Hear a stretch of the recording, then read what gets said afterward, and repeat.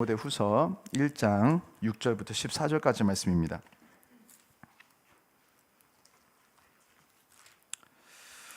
디모데후서 1장 6절에서 14절까지 말씀, 신약성경 342페이지입니다. 342페이지.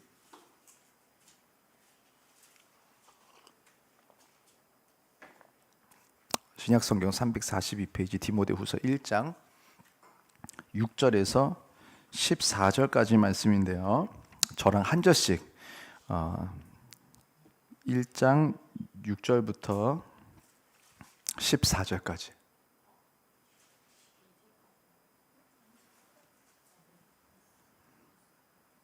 1장 디모데후서 전서가 있어요. 디모데 전서 말고 후서. 충분히 헷갈려요. 네, 저도 가끔 제가 다 말해놓고 딴 거 읽을 때 있어요. 디모데후서 1장 6절에서 14절까지 말씀, 저랑 한 절씩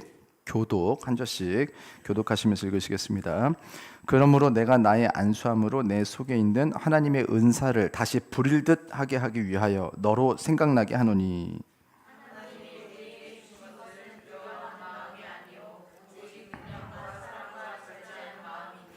그러므로 너는 내가 우리 주를 증언함과 또는 주를 위하여 갇힌 자 된 나를 부끄러워하지 말고 오직 하나님의 능력을 따라 복음과 함께 고난을 받으라.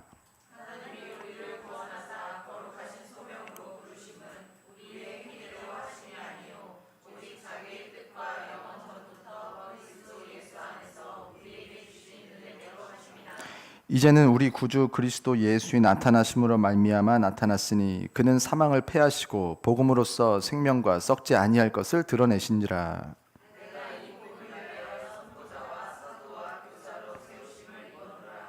이로 말미암아 내가 또 이 고난을 받되 부끄러워하지 아니함은 내가 믿는 자를 내가 알고 또한 내가 의탁한 것을 그날까지 그가 능히 지키실 줄을 확신함이라.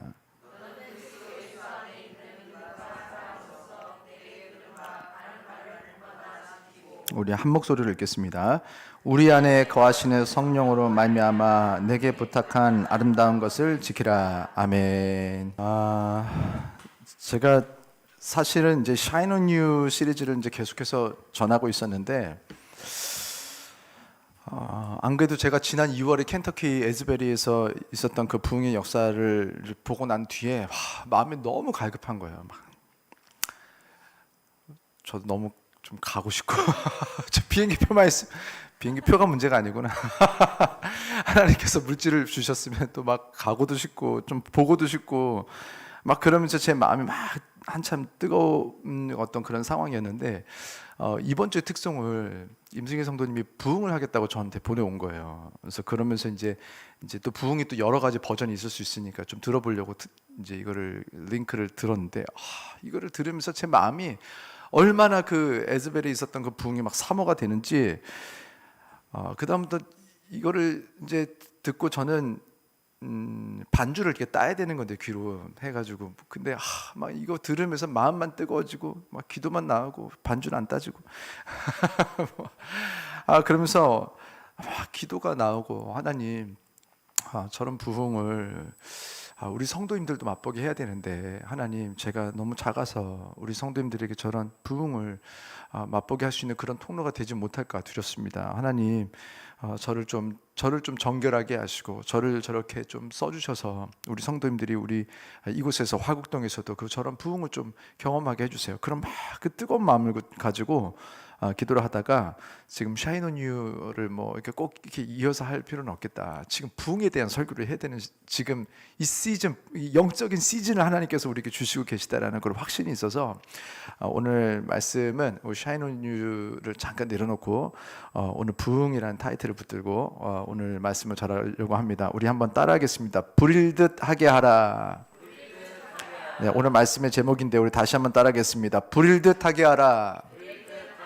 네, 이거 영어 오늘 말씀에 나오는 그냥 한 장면이에요. 부릴 듯하게 하라. 그리고 영어로는 fan into flame. flame은 화염이다, 화염. 그래서 이 부흥이 그냥 적당하게 그냥 이렇게 뭐 불꽃이 조금 있고 뭐 이런 것이 아니라 화염처럼 그냥 강력한 플레임으로 그냥 불, 파이어 이런 것이 아니라 플레임은요 강력한 화염이에요. 활활 타오르는 그 플레임이 될 수 있도록 무엇을 하라고 하는 거냐면 우리 팬이라고 하죠. 팬, 바람을 불어넣는 거, 바람을 패닝을 하는 거, 바람을 막 불어넣어라. into flame이 될 수 있도록, 화염이 될 수 있도록 그 팬을 너희가 시작을 해라. 그러면 내가 플레임이 되게 하겠다라는 하나님께서 오늘 우리에게 주시는 약속인 줄 믿습니다. 자, 오늘 우리가 읽은 디모데후서 너무너무 중요해요. 오늘 이 말씀을 통해서 하나님께서 우리들을 오늘 부흥은요 멀리서 시작하는 것이 아닙니다. 오늘 우리가 드리고 있는 이 예배를 통해서 우리는 이 부흥을 시작해야 될 줄 믿습니다.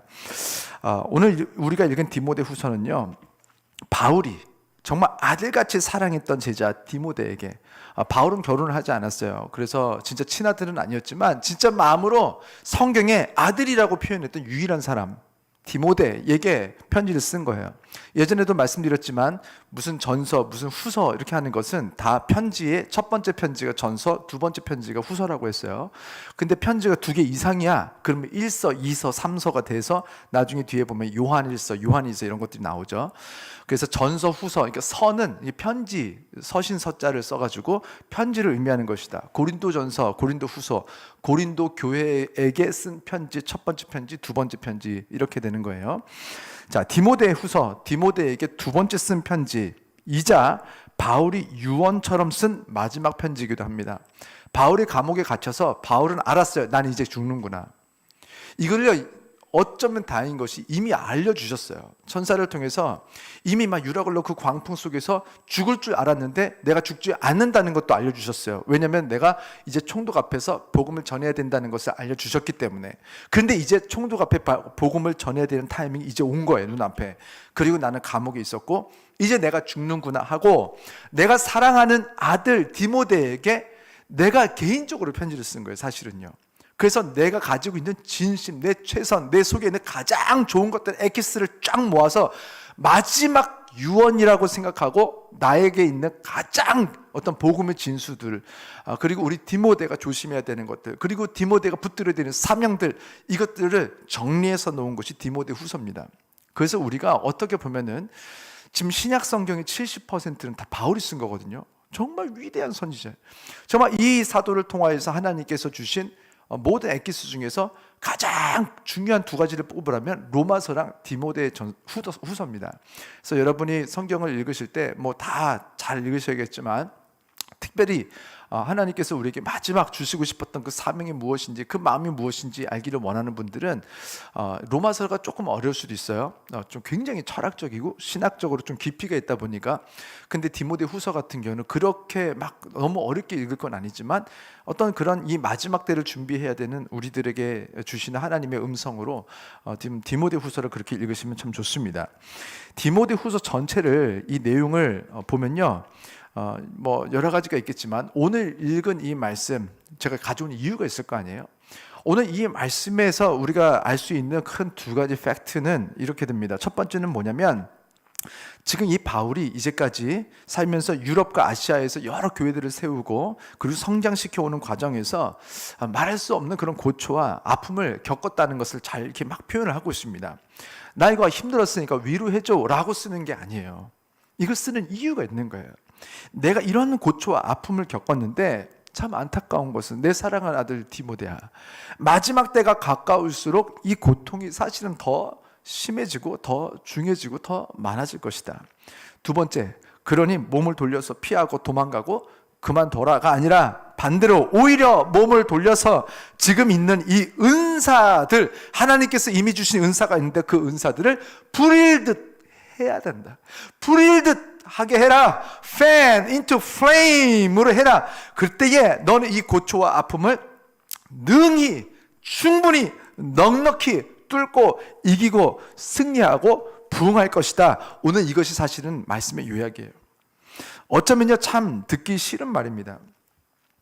사실 많은 경우 우리는 이렇게 교회 오면 대부분 이렇게 초신자분들은요 그냥 격려, 위로 뭐 이런 거 받고 싶어요. 그래서 교회 와서 그냥 넌 잘 된다, 너 괜찮다, 지난주 힘들었지? 내가 위로한다, 안아준다, 사랑한다, 이 말만 듣기를 원해. 늘 그냥 입에다가 먹을 것만 넣어주면 좋겠어. 맛있는 거, 단 거. 그런데 이제 아이가 크면서 점점 이유식을 딱 넣으면 벌써 불편해. 입에 뭐가 막 걸리적거려요. 그럼 힘든 거예요. 또 어느 순간이 되면 이 아이가 고기를 갈아서 먹어야 되는데 이제 위장이 부담을 느껴요. 고기를 처음 먹기 시작하면 불편해. 그런데 이 아이가 그것을 먹지 않으면 그 성장하는 단계에서 성장이 이루어지지 않고 문제가 생기기 시작합니다. 하나님께서는 우리를 창조하실 때에 육적으로나 영적으로나 우리가 성장하는 단계에 맞춰서 필요한 조금은 불편하고 조금은 어려운, 그러나 우리 성장하는 단계에서 반드시 있어야만 하는 부담들, 불편함들을 우리에게 넣어줘요. 고기는요, 아이들이 처음 이제 이유식에 이제 고기를 넣으면요, 불편해요. 소화를 못 시키거든요. 힘들어요. 그런데 이 고기는요, 이 아이의 성장이 있는 데서 꼭 필요한 것들이고, 나중에는요, 이 고기 때문에 이 아이가 힘을 얻고요, 이 고기 때문에 이 아이들이 뛰어다닐 힘을 얻고요, 그래서 이 아이들이 쫙쫙쫙 크게 성장하는 거예요. 꼭 비교할 건 그렇게 비교할 건 아니지만, 네덜란드 사람들의 남자들 이제 평균 키가 우리나라는 이제 지금 우리나라 평균 키가 아직 171, 2 뭐 어른들 다 치니까 요즘 저 애기들 이제 애기들이라고 하면 안 되는구나. 하여간 10대까지만 하면 평균 키가 좀 많이 올랐죠. 요즘엔 170 뭐 이제 남자들 같은 경우 174, 뭐 5 막 이렇게 된다고 하는데, 네덜란드 같은 경우는 남자들 평균 키가 한 184, 5 이렇게 돼요. 다 이렇게 좀 꼭 고기를 먹는 게 항상 뭐 좋은 건 아니겠지만, 이게 기본적으로 이렇게 육식을 하던 어떤 그런 사람들, 사실은 그 육식을요 하려고 한 게 아니라 그 사람들은 계속 전쟁을 하면서 농사를 지을 수 있는 상황이 안 됐어요.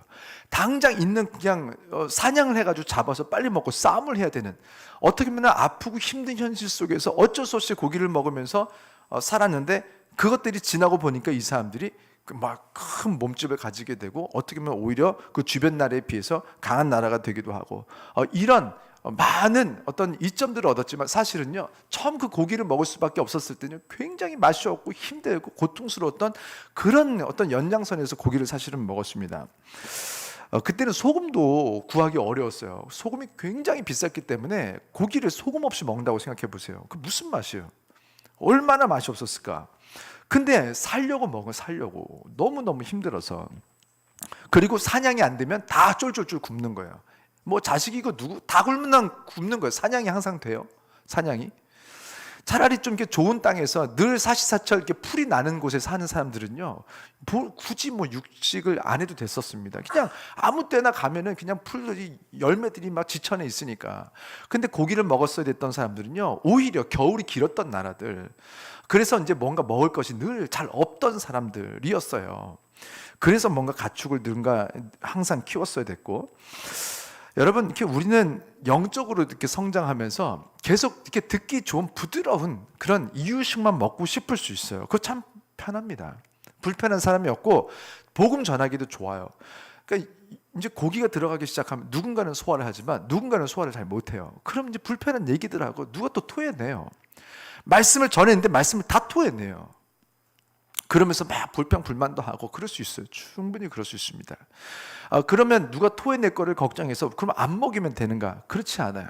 아버지의 마음을, 부모의 마음을 하나님께서 주시면 그때부터 힘들어도 어려워도, 때가 되면은 힘들어도 때로는 개워내더라도 그거를 자꾸 먹게 하고, 더 부드럽게 해서 또 먹게 하고, 좀 먹는 것 같으면 조금 더 센 거, 조금 더 센 거, 나중에는요 정말 웰던까지 해서 그 딱딱한 그 고기까지도 먹어내는, 그래서 건강하고 힘있게 뭔가 선교하면서 살아갈 수 있는 그런 자녀들을 만들어내야 될 책무가 또 목사뿐만이 아니라 앞으로 우리 모두가 리더가 돼야 되거든요. 우리 모든 우리 성도님들에게 있습니다. 여러분, 그런 생각해 본 적 있으신지 모르겠어요. 대부분의 이 부모님들이 이렇게 결혼하셔가지고, 사실 우리 이제 앞세대 분들이 사실은 결혼 생활이 지금보다 더 힘들면 더 힘들었지 덜 힘들지는 않으셨잖아요. 우리 다 알잖아요. 우리 앞세대 또 앞세들, 막 할아버지 할머니들은 또 얼마나 더 힘들게 참 결혼 생활 하셨어요. 그렇게 또 집에서 또 뭐 안 싸운 것도 아니야. 막 맨날 싸우고 지지고 뻗고, 막 얼마나 우리 부모님들 또 싸우고 그렇습니까?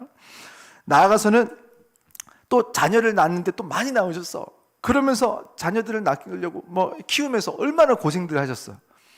뭐 그러면서 맨날 말하잖아요. 막 고생한 얘기, 막 이래서 힘들었다, 저래서 힘들었다. 그리고 옛날에 엄청 고왔는데 내가 니들 키우느라 내 외모 포기하고 내 건강 포기하고 내 취미 포기하고 내 만족감과 내 꿈이 뭔지도 기억이 안 나고 내 미래를 포기하고 너희들을 위해서 이렇게 산 얘기들 막 하셔. 그러면서 막 힘들었던 얘기. 그러면 이쯤 했으면 자녀들에게만큼은 야, 내가 살아보니까 이렇게 힘들더라. 너희들은 절대로 결혼하지 말아라 라고 해야 되는데 참 신기한 거죠. 자꾸 결혼하라고 그래. 나만 힘들 수 없다. 니들도 한번 좀 맛 좀 봐라 뭐 이겁니까? 아니면 과거의 그 고통스러운 시간들 진짜 잊어버린 거예요? 그리고 심지어 자녀가 좀 크잖아요. 자녀가 한 20, 20살 좀 넘어가면은 이제부터는 갑자기 부모님들이 어린아이가 돼서 자녀들 붙들고 남편 욕하고 아내 욕하고 막 내가 네 아빠 때문에 못 살겠다 막. 그래서 아버지 욕을 한참 하다가 정신이 탁 돌아오면은 갑자기 근데 너는 결혼 언제 할 거냐? 지금 무슨 말을 하는 거예요? 뭐가 좀 일관성이 있어야 되는데 뭐 기승전을 막 힘들다 하다가 그러다 결론은 그래서 결혼해라. 무슨 말 하는 거예요? 왜들 그러는 걸까요? 지금 그 말을 하는 분들이 지금 엄청난 고통과 고난의 시간을 겪은 것도 맞아요. 자신이 지나온 길에 대해서 어떻게 보면 잘 살아온 것 같고 그 길을 가르치고 권유하고 그럼에도 불구하고 결혼을 요청하는 건 그 모든 고통과 아픔을 이겨내기도 충분히 남치고도 남을 만한 뭔가를 맛본 분들이라는 거예요. 특별히 이 권유가 내 목숨을 주고도 바꿀 수 없는, 내 목숨보다도 내가 더 소중하게 생각하는 사람, 내가 너무너무 아끼는 내 아들, 내 딸에게 하는 말이었다면 최소한 그 권위는요 진짜인 거예요. 딴 사람에게는 그렇게 말 안 해요. 그러나 내가 가장 사랑하는 사람에게는요 진짜를 말합니다. 진짜 좋지 않으면요 절대로 말하지 않습니다. 진짜로 별로면요 절대 하지 말라고 합니다. 근데 그렇게 욕하고 힘들다고 다 해놓고 사실은 그것을 넘어설 만한 뭔가가 없었다면 절대 결혼을 얘기하지 않아요. 무언가가 확실하고 분명한 내 아들, 내 사랑하는 사람들에게 그 고생길과 고난의 길, 그 힘든 과정을 만약에 힘들기만 했다면 절대로 추천하지 않죠. 뭔가가 있는 거예요. 바울은 그가 가장 사랑했던 사람 디모데에게 무엇을 지금 간절히 권유하고 있냐면 디모데후서 1장 8절 이렇게 권유하고 이것을 명령하고 있습니다. 우리 다 같이 한 목소리로 1장 8절 읽겠습니다. 그러므로 너는 내가 우리 주를 증언함과 또는 주를 위하여 갇힌 자 된 나를 부끄러워하지 말고 오직 하나님의 능력을 따라 복음과 함께 고난을 받으라. 그냥 고난을 받는 것이 아니라 오늘 성경에 보니까 구체적인 마음과 행동에 대해서도 명령을 해가면서까지도 고난을 받으래. 누구에게? 사랑하는 아들 디모데에게. 그렇다면 고난을 위한 고난이 아닌 거죠.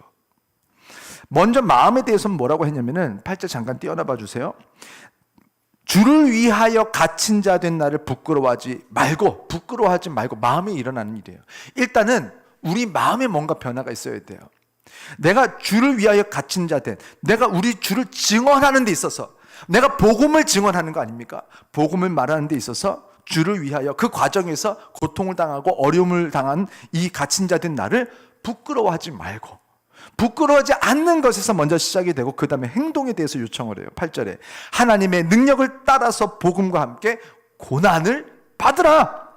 자, 정리하면 복음 전하는 과정에서 생기는 마음의 불편함과 육체의 고단함을 피하려고 하지 말고 하나님의 능력을 따라 하나님의 능력을 구하고 받아서 복음을 전하는 과정에서 생기는 불편함과 피곤함과 고난 안으로 오히려 뛰어들라는 거예요. 누구한테 말하는 거예요?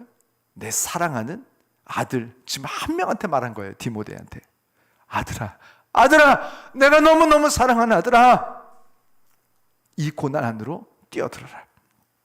그럼 무엇을 위해서? 결국 바울이 맛본 그 모든 것을 덮고 모든 것을 뛰어넘는 그 무엇을 맛본 그것은 무엇인가? 자, 그것이 12절에 나와요. 우리 12절 우리 다 같이 한 목소리로 읽겠습니다. 이로 말미암아 내가 또 이 고난을 받되 부끄러워하지 아니함은 내가 믿는 자를 내가 알고 또한 내가 의탁한 것을 그날까지 그가 능히 지키실 줄을 확신하기 때문이다. 두 가지가 나와요. 내가 왜 이렇게 하느냐? 영어 성경 보니까 That is why 이렇게 나왔습니다. That is why I'm suffering. 내가 고통, 고난을 받은 것, That is why. 이유가 뭔지 아느냐? 이유가 있다는 것. That is why. That. 그것이 이 이유다. 그게 뭐냐? 첫 번째, 내가 믿는 자를 내가 알아서. 내가 믿고 있는 자에 대해서 내가 안다라는 거예요. 두 번째, 내가 의탁한 것, 내가 부탁한 것, 그것을 그 날까지, 마지막 날까지 그가 예수님께서 능히 충분히 확실하게 지키실 것을 확신하기 때문이다. 자, 첫 번째, 믿는 자, 곧 예수님을 내가 알기 때문이라고 말했어요. 그게 무슨 말입니까?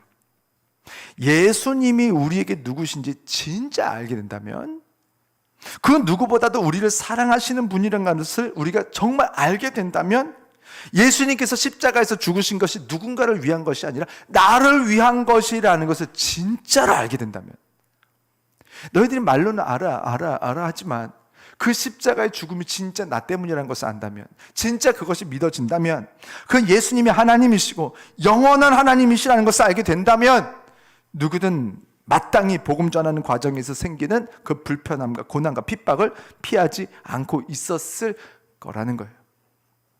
두 번째, 내가 마땅히 복음을 전하는 그 고난 안으로 뛰어드는 이유, 두 번째는 뭐냐면, 내가 의탁한 것, 내가 부탁한 것, 내가 맡겨드린 것을 그날까지, 예수님께서 다시 오시는 그날, 영원한 천국과 지옥이 시작되는 그날까지 그가, 예수님께서 능히 지키실 것을, 내가 맡겨드리고 부탁한 것을 반드시 지켜줄 것을 확신한다. That is why I am suffering. 이것을 확신하기 때문에 내가 마땅히 고난 안으로 뛰어들고 있었던 거야, 디모데요. 내가 의탁한 것을 예수님께서 지켜주신대요. 그 의탁한 게 뭘까요? 지금 누구에게 편지 쓰고 있어요? 디모데에게 쓰고 있는 거예요. 우리는 지키고 싶은 것들이 있죠. 많은 것들이 있죠. 그러나 그 중에서도 우리가 가장 지키고 싶은 것들이 뭘까요? 가장 사랑하는 것들을 지키고 싶겠죠. 지금 일단은요, 가장 큰 힌트는요, 디모데에게 편지를 썼다는 거예요. 대부분 우리가 사랑한다라고 말하는 것들은 사실 것들이 아니라 사람들이죠. 내가 사랑하는 사람. 지금 바울에게 지금 누구냐면 디모데를 말하는 거예요.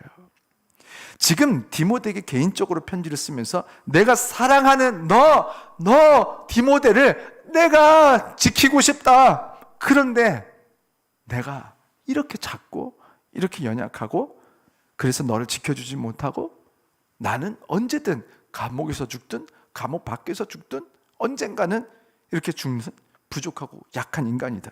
그래서 내가 사랑하는 너를 예수님께 부탁하고 예수님께 의탁하고 예수님께 맡겨드린다는 거예요. 누구를? 디모데를. 저는 이것을 보면서 누가 생각이 났냐면 모세의 어머니 요게벳의 기도가 생각이 났어요. 요게벳이 모세를 갈대 상자에 넣어서 띄워보내면서 거기서 뭐라고 말합니까? 내가 작아서 너를 지켜주지 못하고 이렇게 막 군병들이 찾아오는데 그 군병들을 이길 힘이 내가 없어. 그러나 모세야, 너의 참 아버지 하나님께 너를 의탁한다. 너의 참 아버지, 너의 아버지 하나님께서 너를 지켜주시리. 너의 아버지께서 너의 길을 인도하시리. 너의 인생을 그 아버지께서 보호하시고 복되게 하시리. 그것이 요게벳의 기도 아니었습니까? 바울도 그렇게 기도하고 있는 거예요. 디모데가 정말 잘 됐으면 좋겠는 거예요. 디모데가 정말 행복했으면 좋겠는 거예요. 천국을 누리면서 살았으면 좋겠는 거예요. 그런데 우리가 이렇게 작고 약하고 부족해서 내가 충분히 디모데를 잘 되게 하지 못하고, 내가 천국 가게 하지 못하고, 내가 디모데를 위험에 빠지지 않게 못하고, 내가 그 인생에 복되게 하지 못한다. 그러나 내가 사랑하는 디모데가 영원히 지켜줄 수 있는 방법이 있대요. 그것이 뭡니까? 디모데를 예수님께 의탁하는 거였어요. 디모데를 예수님께 맡기는 거였어요. 그러면 예수님께서 내가 사랑하는 그 사람을 for that day, 마지막 날까지 he is able to guard, 지키시고 보호해주실 수 있다. 바울이 기도한 그 기도 제목은요, 죽지 않고 영생하도록 지켜달라는 것은 아니었어요. 히브리서 9장 27절에 보니까 이렇게 나와요. 한 번 죽는 것은 사람에게 정해진 것이요 그 후에는 심판이 있으리니. 아무리 잘 살고 못 살고 다 상관없이 육신을 가지고 사는 인생은 우리가 살아가는 영혼과 비교할 때에, 영혼과 비교할 때 정말 찰나와 같은 짧은 인생을 삽니다. 이 인생에서, 지금 잠깐 사는 이 인생에서 뭔가 쇼부가 나고 여기서 잘 됐으면 좋겠다, 이것도 뭐 나쁜 생각은 아니지만요, 여기에 매여 있는 것은요, 영혼을 바라보지 못한 사람들이 사실 많이 그래요. 지금 영혼이 확실하게 믿어진다면요, 사실 우리는 이미 영혼을 시작했거든요. 죽어서 영혼을 시작한 게 아니에요. 우리는 이미 영혼을 시작한 그 시점에서 우리가 태어나고 뭐 초등학교도 가보고 뭐 이렇게 살다가 뭐 잘 해보기도 하고 망해도 보고 어려워도 보고 이렇게 하다가 늙어도 보고 이렇게 하다가 죽어도 보고 천국 가서 이렇게 또 누군가를 만나고 또 거기에서 무슨 일을 하기도 하고 거기서 또 뭔가를 뭐 어떤 일도 하고, 영원히 살 동안 가만히 다 무릎 꿇고 이렇게 박수 치면서 찬양만 하고 있을까요? 천국은 그런 데가 아니에요. 천국은요, 이렇게 다 흰색만 있는 것도 아니에요. 뭐하러 하나님께서 이런 색깔을 만지시고 나무 막 이 질감들을, 저는 너무너무 신기해요. 하나님이 어떻게 이렇게, 어제 백민정 선생님이랑 나무 이렇게 막 껍질 띄면서 이렇게 막 나무 껍질도 막 벗기면서 뭐 이게 계속 뭔가 이렇게 뭐 주권 애들이 있으니까 자세히 보면요, 신기해요. 어떻게 나무마다 질감이 어떻게 이렇게 다르고, 제가 만약에 하나님이었다면 나무 껍질이 아마 다 똑같지 않았을까, 자칫. 나무들마다, 나무들 이 나이테가 아니라 뭐지? 하여간 껍질이 이 무늬가 다 달라요. 너무너무 신기한 거예요. 나뭇잎 하나하나가요, 이 결도 다 다르고 너무너무 아름다운 거예요. 그래서 하나님께서 이런 것들을 만들어 놓으시고 갑자기 천국 가면 모든 것이 리셋, 다 흰색, 그냥 다 베이직, 뭐 갑자기 도스같이 그렇게 사는 것인가? 아마 에덴 동산과 가장 비슷할 거예요. 에덴 동산 때 사실 구약 초반까지만 해도 지옥에 대한 개념이 사실 한참 안 나와요. 그래서 나중에 나오기 시작하는데, 이 에덴 동산에서 영원히 살기를 원했던 거예요. 그러니까 우리가 다시 돌아갈 천국은, 사실은 이제 많은 교회들 이름이 새 에덴 교회라고 있어요. 저도 사실은 이제 Father's Church 이렇게 시작하기 전에 예전에 생각했던 전 교회 이름은 사실은 새 에덴이었어요.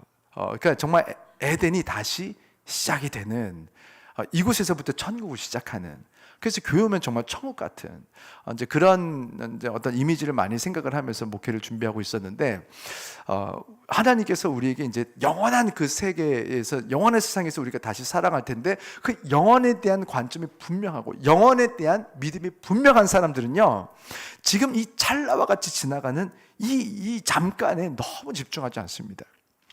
지금 어떤 아이들이 공부를 이렇게 막 죽자고 하냐면요, 꼭 공부만 뭐 중요한 것은 아니지만, 뭐 일을 하더라도 무엇을 하더라도 지금 한참 예쁠 때에, 사실 이 젊은 시절에 바깥으로 막 쏘다녀야 되잖아요. 막 예쁜 거 어디다 막 알리고 다녀야 되니까. 그런데 어떻게 보면 가장 예쁠 때에 그때 막 골방에 처박혀가지고 빛도 못 보면서 계속해서 공부를 하든, 아니면은 뭐 어떤 뭐 요리를 준비하는 사람들이라면 막 기능사 뭐 자격증을 준비하든, 헤어를 하는 사람들이라면 막 미용을 죽자고 막 손에 막 따끔해 죽겠는데 막 손 다 껍질 벗겨져 가면서까지 열심히 하는 그 에너지가 어디서 나오냐면요, 반드시 내가 어느 순간이 되면은 이것을 가지고 누리는 삶이 있을 거라는 확신이 있어야만 오늘을 투자하는 것입니다. 오늘 내가 내일에 대한 어떤 확신이 없으면요, 오늘 미쳤어요, 이렇게 살다가 죽게. 내일이 없다면요, 오늘 놀아야 됩니다. 그게 맞아요. 내일 뭐 끝난다면. 그러나 내일에 대한, 내 인생에 대한 확신, 요만큼 몇십 년에 대한 확신만 있어도 오늘을요 투자하고 쓰는데 전혀 무리가 없어요. 기쁨으로 해요. 아니, 그만 공부해 해도 애들이 막 들어가서 공부해요. 자기 욕심에 안 자고 공부하고. 지금 우리가 요만큼의 욕심을 가진, 요만큼의 미래를 보고 있는 아이들도 그렇게 열심히 삽니다. 근데 만약에 우리가 정말 영원에 대한 확신이 있다면, 우리가 여기서 이렇게 죽는 것이 우리 인생에 뭔가 탁 닫혀지는 순간이 아니라, 우리는 우리 인생에 있는 여러 가지 이벤트들 중에 하나가 사실은 죽음이라는 거예요. 죽음은요, 죽음과 함께 모든 것이 끝나지 않습니다. 죽음은요, 우리가 살아가는 영혼 중에서 한순간에 한번 경험하는 어떤 졸업과 같은 것입니다. 그래서 그 죽음 뒤에도 계속해서 우리는 뭔가 삶을 살아야 돼요. 에덴 동산에서 보니까 지금 어떻게 보면 가장 온전한 동네 같은데, 그곳에서 누군가는요 또 실수도 하고 넘어지기도 해요. 거기서 어떤 일을 기획하기도 해요. 이것을 할까, 그곳에서도 일이 있었어요. 에덴 동산에서 이미 쫓겨나기 전부터 원래부터 땅을 경작하고 있었어요. 에덴에서 아담은. 그리고 하와는 이미 해산의 고통이 더하여진 것뿐이지 나중에 해산의 고통을 가지고 아이를 출산하고 있어 왔습니다. 그러니까 사실 천국은 그런 곳인 거예요. 우리는 계속해서 뭔가를 할 거예요. 그런데 이 죽음과 함께 모든 것이 딱 끝나버린다라고 생각을 하거나, 아니면 그 죽음 뒤에 인생에 대해서 우리가 확신이 없거나 여기에 대한 기대가 없다면 오늘 모든 것을 다 걸어서 여기서 쉬고 여기서 놀고 여기서 즐겨야 되는 거예요. 그러니 우리가 가지고 있는 모든 자원을 다 내가 끌어안아야 됩니다. 내가 지금 이 잠깐 사는 인생의 모든 것을 투자하면 투자할수록 사실은요, 이 인생이 제일 중요해요. 우리가 어디 투자를 하냐면 우리가 소중하게 생각하는 것에 투자를 해요. 근데 이 영혼을 바라보고 이 영혼이 중요하냐 아니면 지금이 중요하냐. 그래서 이 지금밖에 없는 사람들은요, 지금이 가장 중요하죠. 지금만 중요하죠. 그래서 지금의 모든 것을 다 쏟아 부어야 되는 거예요. 그러나 영원을 준비하는 사람들은 아이들이 고시원에 들어가서 공부하는 것처럼 지금 이 인생 정말 짧게 찰나 지나가는 인생에서 영원을 살 수 있는 것들을 준비하는 인생이 됩니다. 그런 하나님께서 영원을 준비하는 마음을 바울에게 주신 거예요. 그래서 그 바울이 디모데에게 부탁하고 싶었던 것은 이 세상에 미련이 있어서 디모데가 이 세상에서 조금이라도 더 좀 잘 살았으면 좋겠다 해서 부탁한 게 아니에요. 바울 자신도, 디모데도, 저도, 여러분도 우리 모두가 살아가야 할 대부분의 인생은 이 땅이 아니라 영원이에요. 우리가 100% 인생을 산다면 이 땅에서의 인생은요 1%도 안 돼요. 근데 이 인생의 1%의 모든 것을 다 걸어버린 거예요. 99%의 인생을 준비하지 못한 사람들, 앞으로 먹어야 될 것을 준비하지 못하고 그냥 오늘 다 써제껴 버린 거예요. 내일은 먹을 게 없는 거죠. 우리는 영원한 나라 천국을 준비하는 사람들일 줄 믿습니다. 예수님께서 이 땅에 오셔서 전한 복음은 다 천국 복음이라고 했어요. 이 땅에서 다 병도 나아야 되지만 병 나는 것이 목적이었다면 예수님이 다 병만 고치고 다녔겠죠. 병 고쳐달라고 수만 명이 모였는데 예수님은 그 자리를 떠나세요. 베드로의 장모의 열병을 고쳤더니 수만 명이 다 모였네. 예수님께서는 그곳에 있지 않았어요. 사람들이 막 찾아 기도하는데, 예수님께서 새벽에 기도하고 계신데 제자들이 와요. 사람들이 버글버글합니다. 빨리 오셔서 복음을 전하세요. 병을 고치세요, 저 사람들. 근데 예수님께서는 우리가 다른 마을로 가자, 그곳에서 천국 복음을 전하리라. 왜냐하면 이 사람들은 지금 복음 전해주세요 라고 말은 하지만 다들 속에는 병 낫고 싶은 것들로만 가득한 것을 알고 계셨어요. 천국 복음이 들어갈래야 들어갈 어떤 구멍이 없는 거예요. 다 이 땅 복음만. 예수님께서는 나쁜 분이어서 병을 안 고쳐주고 싶은 게 아니에요. 지금 병 고쳐줘서 이 사람들이 정말 천국을 사모하는 사람들이 되면 좋겠는데, 오히려 자신들의 어떤 천국을 사모하는 간절함과 갈급함이 병을 고쳐준과 함께 다 사라지더라는 거예요. 그래서 천국 복음에 관심 있고 천국 복음을 들으려고 하는 사람들이 있는 곳으로 예수님은 찾아다니시는 거예요. 그래서 수만 명이 있는 곳으로 가지 않으시고 단 한 명 있더라도 사마리아 여인이 한낮에 다 왕따닥에서 혼자 물을 깃고 있는 곳에 가셔서 예수님께서는 그 한 사람, 한 여인에게, 한 죄인에게 복음을 전하시는 거예요. 오늘 네가 나에게 구하였다면 내가 너에게 영원토록 솟아나는 생명수를 너에게 주었으리라. 그 생명수를 갈급하는 수많은 사람들이 아니라 한 명이 있었더라는 거예요. 그러면 예수님께서는 3년밖에 안 되는 공생의 기간 동안 그 중요한 시간 아닙니까? 그 시간은 수만 명에게 가지 않으시고 복음을 듣기로 결정한, 천국 복음을 듣기로 결정한 그 한 사람에게 가시더라는 거예요. 저도 이제까지 지금 한 19년, 20년 정도 목회를 해보니까 제가 설교한다고 모두가 은혜 받지 않더라고요. 제가 아무리 옆에서 막 부르짖고 소리를 지르고 목이 다 터져서 제가 캠프 가가지고 막 정말 이게 이러다 내가 쓰러지는 거야 막 싶을 정도로 정말 온몸에 힘을 짜내가지고 정말 기도 인도를 하고 복음을 전해도 듣는 사람들만 듣더라고요. 들리는 사람들에게만 들리고 정말 생각지도 못한 사람이 변화가 되고 정말 얘는 할 거야 라고 생각했는데 못하더라고요. 하나님께서 주시는 그 복음은요, 이렇게 예수님이라도 부자 청년에게 오늘 네가 나를 따라서 제자가 되라 라고 예수님이 말씀하셔도 거절하더라고요. 제가 무슨 수로 사람을 다 변화시키겠습니까? 그렇구나. 하나님께서 지금 그 마음을 막 만지셔서 그 마음밭을 좀 몽글몽글하게 만들어 놓는 사람들이 있으세요. 그래서 그 마음밭에 씨앗이 뿌려지면 뿌리가 내려지는데 마음이 딱딱하게 굳어가지고 다 튕겨내는, 무슨 말을 해봐라 내가 다 반박해줄게. 모두가 그런 건 아니지만 요즘 청년들 제가 뭐 조금 잘 알지 않겠습니까? 뭐 거의 뭐 내내 청년부만 했으니까 기본적으로 얘네들이 참 이게 어떻게 보면은 이성적이고 합리적이고 과학적이다 보니까 혹시라도 있을 어떤 그런 빈틈에 대한 어떤 그런 예민함이 있어요. 그리고 요즘 하도 많이 속아가지고 이단들 많고 하다 보니까 아주 나쁜 태도는 아니에요. 뭔가 잘 알고 싶어하는 태도는. 그런데 무슨 말을 하더라도 이 이제 설교의 빈틈을 찾아요. 그래서 잘 듣다가 뭔가 좀 논리적인 허점이 있으면 아닌데 나는 그렇게 생각 안 하는데, 아닐 수 있는데, 다 그런 건 아닌데, 내가 어디서 유튜브 봤는데 딴 분은 다르게 얘기하던데, 아닌데, 이제 그 하나에 딱 걸려가지고 그 다음부터 설교 하나도 안 들어오는 거예요. 어쩔 수 없어요. 여러분 뭐 이렇게 팀 켈러 목사님 같은 경우 이제 지금 세계적으로 지금 가장 어떻게 목회자들이 외국 목회자들 중에서 가장 영향력을 많이 받고 있는 목회자들이 요즘에 지금 최근에 목사님 뭐 한 5명 꼽으라면 그 중에 아마 한 분이 팀 켈러 목사님일 거예요. 얼마나 논리적이고 얼마나 교수님이셨고 박사님이시고, 그런데도 불구하고 그 팀 켈러 목사님이 아무리 복음을 전해도 듣는 사람들만 들어요. 그 논리가 좋아, 과학이 좋아, 이론적이 다 앉아있지만 결국 선교하는 사람은 그 교회의 3%입니다. 어디나 그래요. 그리고 신기한 건 그 교회의 3%가 나머지 97%를 다 먹여 살리고, 97%가 막 여기서 뭐 힘들게 하고 어렵게 하고 짜증내고 울고 싸우고 해도 그 3%가 97%를 능히 다 담아내고 품어내고 난리를 쳐도 그 사람들을 또 용서해주고 이해해주고 감싸주고 그 사람들이 다시 한번 복음을 전할 수 있는 기회를 벌어줘요. 그래서요, 목회자에게 가장 필요한 어떤 그런 은사 중에 하나가 뭐냐면은 일단 오래 참으면, 오래 참음. 무엇을 해도요 막 이렇게 어렵게 하는 사람들이 지금 우리 교회만 없지 앞으로는요 많이 들어오셔야 돼요. 그러니까 지금 좋은 사람들만 여기 들으면 어떡해요. 지금 여기 뭐 다 그냥 이게 복음의 능력이 나타나야 되는데, 그러려면요 여기 까칠한 사람들도 들어오셔야 되고요, 이단들도 들어와야 돼요. 그리고 막 누군가를 좀 힘들게 하고 거짓말하는 사람들도 들어오고요. 그리고 우리가 딱 봐도 뭔가 좀 요즘 사람들이 좋아하지 않는 좀 지저분하거나 아니면 정말 좀 뭔가 이렇게 어려서부터 뭔가 상처가 많아서 자꾸 말만 하면 거짓말하는 사람들, 그런 사람들도 계속 여기 와야 됩니다.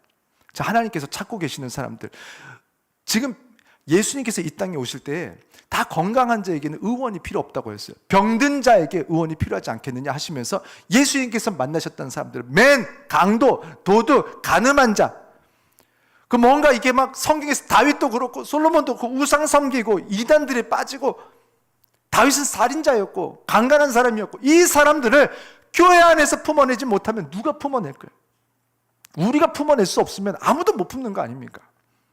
정말 생명이 살아나서 새로운 인생이 될 수 있도록 도우시는 그것이 하나님의 능력이라면, 어쩌면 가장 능력 있는, 가장 수술을 잘하는 병원이 있다면, 가장 많이 아프고 가장 힘든 사람들을 가장 수술 잘하는 교회로 보내셔야 되지 않겠어요? 저는요 지금은 하나님께서 이 처음 이렇게 시작하는 단계라 우리를 이렇게 좀 일단은 막 어떻게 보면 여행 온 것 같아요. 무슨 어디 좀 뭔가 푹해돈 느낌? 지금 우리 교회는 뭔가 이렇게 항상 그냥 좋기만 하고 지금 행복하고 눈을 떠도 휴양지고 쨍쨍하고 바다 막 파도도 안 쳐 그냥 잔잔하게 뭐 타고 다니면서 뭐 좋은 거 먹고 지금 이러고 있지만, 지금 여기서 잘 쉬고 잘 에너지를 잘 비축해서 우리가 이것을 어디다 써야 될까? 결국에는 풍랑 있는 바다로 갈 수 있는 사람들이 이곳에서 준비가 되어야 될 줄 믿습니다. 그래서 우리가 성도님들 얘기하시더라고요. 나중에 우리가 선교 나가면요, 도저히 안아주기 어려운 아이들을 안아줘야 돼요. 가서 그 돈 이렇게 탁 바닥에 던져고 주워 먹어라 이렇게 해서 선교 안 돼요. 정말 우리가 하나님의 마음을 가지고 이 아이가 내 아이인 것처럼 내가 그 아이들을 바라보는 눈이 없다면요, 사실 선교 가는 건요 위험합니다. 그 사람들에게 가서요 위화감만 주고 와요. 야, 한국 놈들 잘 먹고 잘 살아서 우리한테 진짜 거지한테 밥 던져주듯이 이렇게 툭툭툭 던져주고 자기들끼리 행복해. 자기들끼리 나는 좋은 사람이다. 결국은 선교 가서 진짜 그 영혼들이 변화되고 영혼들이 회복하길 위해서 기도하고 눈물 뿌려 기도하고 오는 사람들이 아니라 갔다 오면서 그냥 비행기 안에서 난 아무래도 좋은 사람 같아. 그냥 여기에 취해가지고 그동안에 지었던 죄들에 대한 아픔이 없어지고 회개하라고 해도 회개가 약해져요. 아무리 봐도 나는 좋은 사람이야. 돈 많이 뿌리고 왔거든. 밥 퍼줬거든. 얘네 한번 머리 이렇게 쓰다는 번은 줬거든. 나는 좋은 사람. 굉장히 위험합니다. 여러분, 우리가 선교를 가기 전에 정말 그 영혼들을 품는 마음으로 기도하지 않는다면요, 선교는 위험합니다. 차라리 선교하지 마야 돼요. 차라리 그냥 돈만 보내세요. 정말 그 마음을 가지고 울 수 있는, 그 아이들을 품어줄 수 있는 마음을 가지고 가는 사람들이 돈 다 가지고 와서 그렇게 협력하면 됩니다. 아직 돈만 있으면 돈만 보내고 정말 가서 안아줄 수 있는 사람들에게 차라리 돈을 모아주세요. 그 사람들이 가서 돈은 없지만 안아줄 수 있는 사람들, 울어줄 수 있는 사람들, 복음을 말할 수 있는 사람들. 그래서 어떻게 보면 선교사님들이 필요한 거예요. 여러분, 우리 보러 거기 가서 들어가서 살려면 살겠어요? 오지에 가서? 지금 그분들이 하고 있잖아요. 지금 자기 인생 던져서 거기 가서 살고 싶겠습니까? 이게 조금 이렇게 시골 지역에 살다가 도시 한번 살면요, 도시 바깥으로 나가는 게 참 어려워요. 그 문화 생활 때문에, 그 누렸던 것들 때문에. 마트 좀 가깝고 영화관도 가깝고 좀 이렇게 백화점도 한 번씩 가고 좀 그러다 갑자기 시골로 가면 또 어려운 거예요. 여러분, 그 선교사님들이 얼마나 어렵겠습니까? 얼마나 힘들겠습니까? 우리가 그 선교사님들처럼 품어줄 수 없다면요, 선교사님들을 먹이기라도 해야 돼요. 저는 그런 마음이 있어요. 선교사님들이 좀 잘 먹으면 안 되나? 선교사님들은 꼭 그지같이 살아야 됩니까? 선교사님들은 우리가 이렇게 좀 이렇게 보내고, 선교사님들이 혹시 좀 거기 선교지에 가가지고 좀 잘 먹는 것 같고 막 고기 먹고 막 하면 실망스럽고, 선교사가 이렇게 고기 먹고 그러면 안 되는 거 아니야? 선교사가 고기를 먹어? 야, 실망스럽다. 옷을 딱 지나가다 딱 봤는데 선교사님 옷 브랜드가 지오다노? 한 3,000원짜리 입었어야 됐던 건 아니었어? 실망이다. 어떻게 선교사가 그럴 수가 있나? 자기는 집에 가면 좋은 가방도 있고 좋은 신발도 있으면서. 그래서 선교사님들이, 저는요, 누구보다도 우리 선교사님들이 가장 잘 먹어야 되지 않겠나. 선교사님들을 좀 잘 입히고, 좀 선교사님들이 좋은 차 좀 타면 안 됩니까? 저는 좀 우리 선교사님들, 우리가 못하는 것들을 하고 있잖아요. 좀 저분들이 좀 이렇게 충분히 위로를 받았으면 좋겠고, 저분들이 좀 이렇게 우리가 가진 것으로 다 먹이지 못해요. 하나님께서 결국 먹이시는 건데, 일단 자기 인생 던졌으면 저렇게까지. 저는 그런 마음이 있어요. 물론 정말 아이들 먹여야 돼요. 근데 누군가 지속적으로 정말 에너지를 가지고 이 아이를 먹일 수 있는 그 사람들에게 좀 힘이 필요하고 에너지가 필요하지 않겠나. 그래서 선교사님들 모셔서 좀 잘 대접 좀 했으면 좋겠고, 선교사님들이 좀 한 번씩 좀 쉬실 수 있도록 우리가 저 한국어를 모셔서 좀 좋은 것도 좀 대접하고, 좀 좋은 호텔에서도 좀 쉬시다가 다시 가서 좀 힘내서 좀 하실 수 있도록 좀 쉬어야 사람이 좀, 저는 그런 좀 마음이 있어요. 그래서 우리가 선교에 대해서 우리가 좀 마음을 계속 우리가 가지고 기도하고 있는데, 우리가 좀 이렇게 앞에서 어떤 그 선교하는 리더분들, 그분들을 위해서 좀 더 기도를 특별히 좀 하고, 그분들을 좀 잘 먹일 수 있는 그런 같은 마음을 좀 품었으면 좋겠다 하는 그런 마음이 있습니다.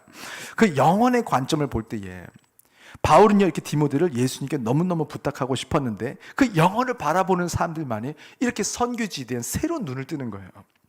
영혼을 준비하는 이 땅에서의 디모데, 영원한 나라 천국을 준비하는 과정으로서의 이 땅에서의 디모데의 믿음, 디모데의 신앙, 디모데의 태도, 디모데의 마음, 디모데의 영성이 지켜지기를 간절히 원했던 것이 아비의 마음을 가진 바울의 마음이었어요. 바울은 알고 있었어요. 마지막 때가 되어갈수록 예수님이 주신 복음을 전하는 일이 점점 더 어려운 일이 되어갈 것이다. 예수를 믿는다고 하면 세상에서 점점 더 불편한 일을 겪게 될 것이다. 예수를 따르면서 살려면 이제는 세상과 자꾸 부딪히고 이상한 사람 취급받고, 내가 좋아하고 사랑하는 것들을 내려놔야 따를 수 있는 그런 어려운 일들이 되어갈 것이다. 확실했어요. 이미 이건 예수님께서 예언하신 거니까요. 그때가 되면 예수님에게 어떤 좀 괜찮은 마음이 있는 정도, 내가 그냥 종교하면 그냥 크리스찬이라고 적어낼 정도, 믿음이 없지는 않는 정도, 그 정도로는 마지막 때로 가면 반드시 우리는 넘어지고 낙심하고 절망하고 그렇게 결국에 믿음도 사랑도 더 약해지고 작아지고 언젠가는 누구라도 예수님을 떠나게 되고 천국을 준비하지 못하고 자기 죄값을 치르기 위해서 지옥에 가야 하는 사람이 되고 만다는 것입니다. 목사도 피할 수가 없어요. 제가 아는 수많은 목사님들이 참 안타까운데 목회를 딱 그만두는 순간부터 심지어 교회를 안 다니는 목사님들도 봤어요. 신기하죠? 근데 저는요, 어떤 마음이냐면, 이렇게 하나님을 떠난 사람을 하나님께서 그동안 목회하게 해주셔서 참 감사하다. 지금 나는 스스로는 믿음을 지킬 수 있는 사람이 아닌데 어쩔 수 없이 목회를 해서 늘 성경을 봐야 되고 어쩔 수 없이 새벽 예배 가서 기도하고 어쩔 수 없이 선교하고 이러면서 그동안에 하나님을 잠깐 맛을 본 거잖아요. 얼마나 다행이에요. 저는 그런 마음도 있어요. 하나님께서 왜 나를 굳이 목사를 만드셨을까? 저는 그런 마음이 있어요. 이건 뭐 잘 모르지만 하나님께서 제가 하나님이 아니고 제가 목사가 아니면 하나님을 충분히 떠날 수 있고 믿음 없이 살고 저는 이렇게 욕심이 많고 제가 이렇게 뭔가를 이렇게 좀 경쟁심 같은 것들이 좀 있고 그래서 학교 다닐 때도 이게 그냥 공부를 열심히 하고 공부가 재밌어서 한 게 아니라 1등을 해야겠다. 그래서 경쟁자들을 이렇게 늘 보면서 같은 신학과인데도 항상 이렇게 그 한 2등에서 5등 사이 이렇게 요 순위권에 있는 사람들을 늘 이렇게 견제하면서 이게 전도사님의 마음이에요. 내가 저 사람들 이기고 싶어서 공부를 했어요. 1등을 해야 돼. 1등. 2등 하면 안 돼. 1등을 해야 되겠어. 그러니까 저는 진짜 신학교 안 갔으면 제가 어땠을까요, 마음이. 그런 식으로 제가 살았다면 언제 어떻게 교회 가요? 제가 지금 막 공부하고 일해가지고 다 제껴야지. 저는 신앙생활 못했을 거예요. 그런데 제가 이렇게 하나님을 떠나고 죄짓기 쉬운 사람이라는 것을 알고 일단 이름에 한번 코를 걸고 목사로 한번 코를 또 걸고 목사 아들로 한번 코를 걸고 목사 형이어서 또 코를 걸고 어쩔 수 없이 교회 와가지고 앉아서 있다 보니까 목사님 아들이라고 뭐 회장시키고 뭐 이러더만요. 뭐 그러다가 보니까 어느 순간 신학교 갔더만요. 그러다가 보니까 눈 떠 보니까 목사를 하고 있어. 그러다가 어느 날 일어나 보면 새벽 예배 하고 있어. 막 뭐 말씀을 안 전할 수가 있어야지. 내일 사람들이 올 텐데. 유튜브가 없었으면 제가 설교를 매일 준비했을까 싶기도 하고요. 처음에 왔는데 뭐 저랑 집사람밖에 없으니까 뭐 유튜브가 없었으면 내가 과연 설교를 했었을까? 그러다 보니까 계속해서 준비하다 보니까 어느 성도님들이 한 분이 오시고 두 분이 오시고 세 분이 오시고 그러다 보니까 마땅히 복음을 준비하고 전하고 있는 제가 되더라고요. 저는 그런 마음도 있어요. 야, 어떻게 목사가 아닌데 매주 교회로 오지? 야, 참 이분들 대단하다. 내가 목사가 아니고 집사고 권사였으면 내가 이렇게 교회를 항상 와가지고 이렇게 했을까? 저는요, 여러분을 정말 존경합니다. 진짜 마음을 다해서 존경합니다. 제가 정말 천국 가서 뭐 위아래가 있을 것 같진 않아요. 그런데 저보다 훨씬 더 위에서 정말 놀라운 면류관을 여러분이 받으신다고 하고 제가 저 밑에서 확 이렇게 박수치고 있다고 해도 인정. 정말 100% 1000% 인정합니다. 목사가 아닌데 왜 저렇게. 그러니까 하나님께서 저를 사랑하셔서 불쌍히 여기셔서 제가 복음을 전하는 자리에 있어야 제가 구원받을 수 있는 사람이라 목사를 시키신 것이 아닌가. 저는 그런 생각을 많이 해요. 여러분, 이 세상은 이렇게 목사도요 다 넘어집니다. 목사고 권사고 다 소용없어요. 결국 이 세상에서요 우리가 막 살면서 듣는 것들이 예수와 다른 것들이 너무 많아. 아무리 복음을 지키고 싶어도요 수많은 사람들이 나에게 자꾸 욕심을 심어줘.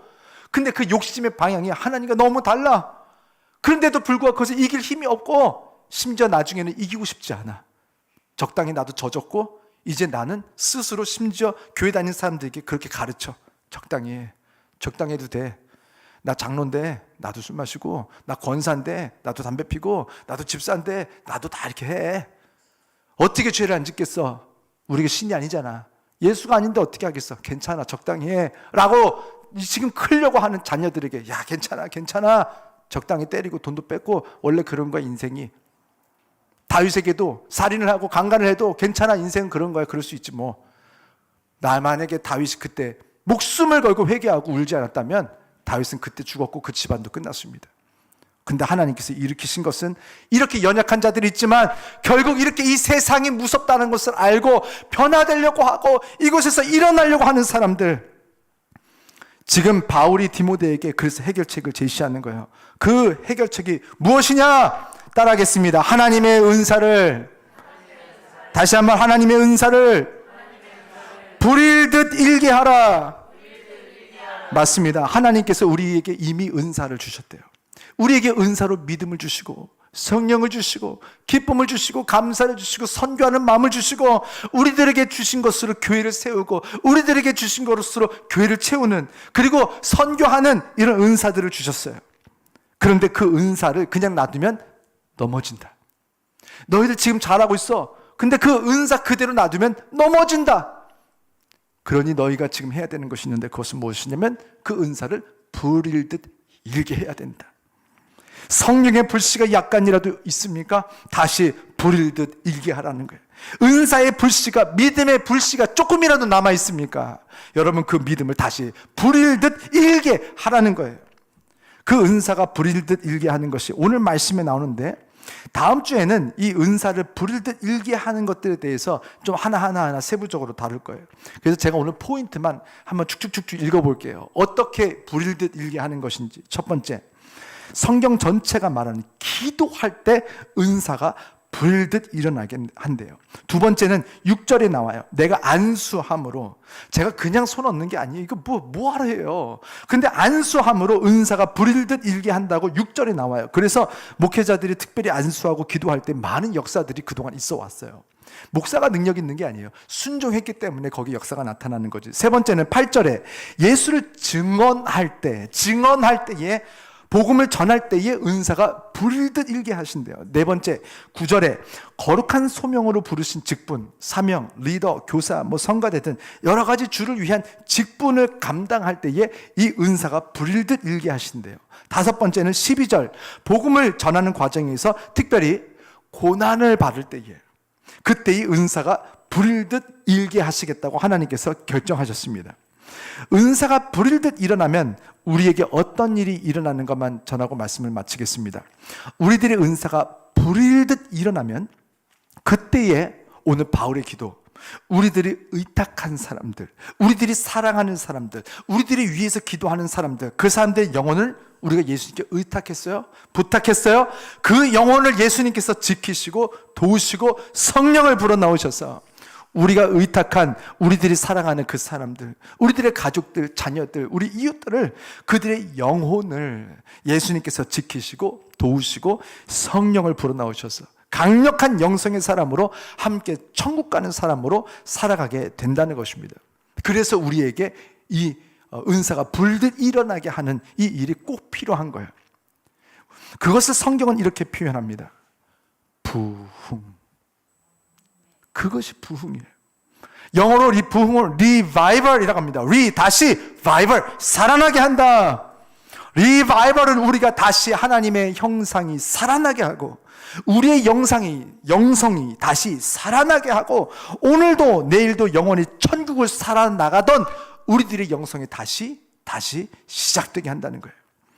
부흥은요, 여기 그냥 수천 명의 사람들이 앉아서 켄터키 에즈베리처럼 그냥 집에 안 가고 그냥 앉아서 계속 그냥 예배하는 것을 말하는 게 아니에요. 부흥은요, 켄터키 에즈베리처럼 회개의 역사가 일어나고 기도하는 역사가 일어나고 예수님을 뜨겁게 사랑하는 역사가 일어나고 고난과 환난 속에서도 그것을 멈추지 않고 복음을 전하는 역사가 일어나는 것을 부흥이라고 말합니다. 전도는 우리가 하는 것이고 인도는 아버지가 하는 것입니다. 부흥은 인도하는 것이 아니라 부흥은 전도하는 것입니다. 내가 전하고 복음을 말하는 것이 이것이 부흥이지 사람들을 데려다가 여기 앉혀놓는 것이 부흥이 아닙니다. 여기 1000명이 와도 부흥이 일어나지 않았고 여기 1명이 와도 여기 부흥이 시작된 것입니다.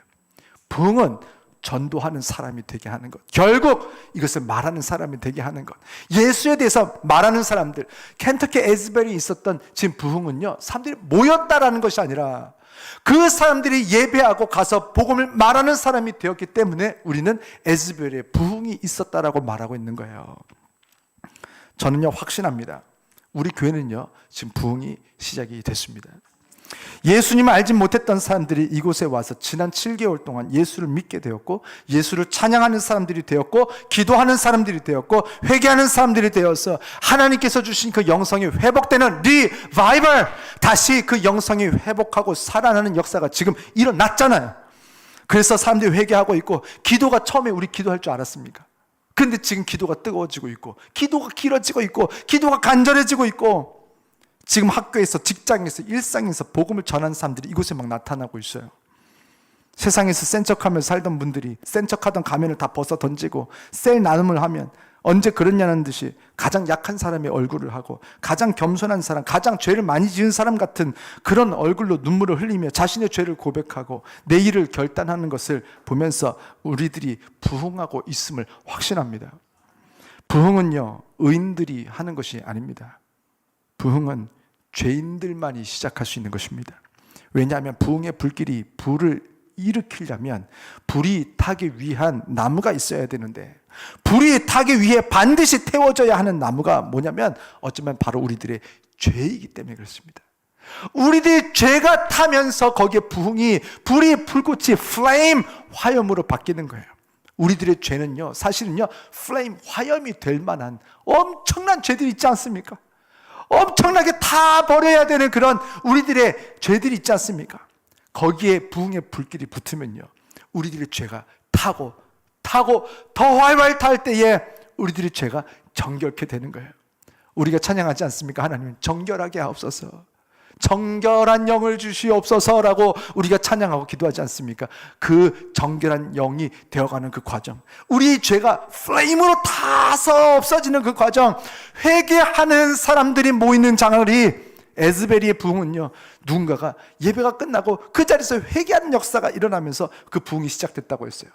부흥은요 수만 명이 모이고 나서 시작된 것이 아니라 이미 그 한 명이 자신의 죄를 회개하는 그 자리에서 부흥은 시작된 거예요.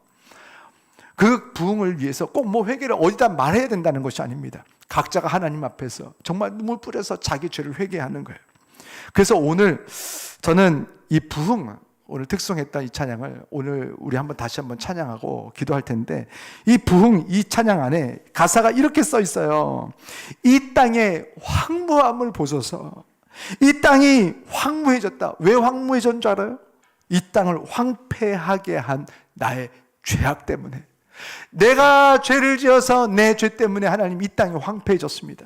저 때문에 사람들의 영혼이 황폐해졌습니다. 하나님 우리들의 죄악을 용서하옵소서. 하나님보다 더 사랑하던 이 세상에서 우리가 가지고 있던, 의지하고 있던 우상들, 그 죄들을 태우시고 그 위에 성령의 불이 임하게 하셔서 부흥의 불길이 타오르고 진리의 말씀으로만 이 땅이 충만하게 하옵소서. 이 시간 이 찬양하고 할 때 우리가 이 찬양은 곡조가 붙은 기도라고 하지 않았습니까? 여러분 기도합시다. 기도하는 마음으로 찬양하고 이것을 위해서 뜨겁게 부르짖어 기도하고, 우리가 하나님 우리에게 부흥을 주세요. 하나님 각 사람의 영혼에 부흥을 주세요. 그 하나님께서 주시는 부흥, 그 부흥을 오늘 내일 없어요. 오늘 체험하시고 오늘 경험하시고 오늘 시작하셔서 하나님의 나라를 위해서 우리가 이 부흥의 불길을 가지고 세계 끝까지 가는 우리 모든 성도님과 제가 되기를 주의 이름으로 축원합니다. 함께 찬양하고 기도하겠습니다.